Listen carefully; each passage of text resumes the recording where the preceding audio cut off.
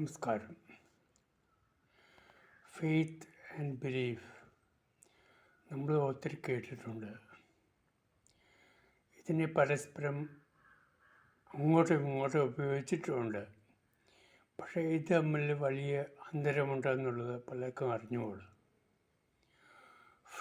Belief എന്ന് പറഞ്ഞാൽ വിശ്വാസം മലയാളത്തിൽ. പക്ഷേ ഫെയ്ത്തിന് ശരിക്കും കൃത്യമായ മലയാളം കിട്ടിയില്ല. ബോധ്യം എന്നുള്ള വാക്കാണ് അതിനോട് ചേർന്ന് വരുന്നത്. ഒരു കാര്യം അനുഭവിച്ചു കഴിഞ്ഞാൽ അത് ബോധ്യമായി മാറുന്നു. പിന്നെ അവിടെ വിശ്വാസത്തിന് പ്രശ്നമില്ല. വിശ്വാസം കിടന്ന് ബോധ്യമായി മാറുന്നതാണ് ഫെയ്ത്ത്.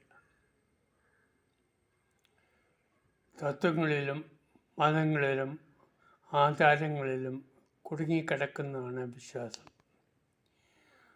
അവിടെ നിന്നും കിടന്ന് അനുഭവിച്ച് അതിബോധ്യമായി തീരുമ്പോഴാണ് അത് ഫെയ്ത്തായി മാറുന്നത്.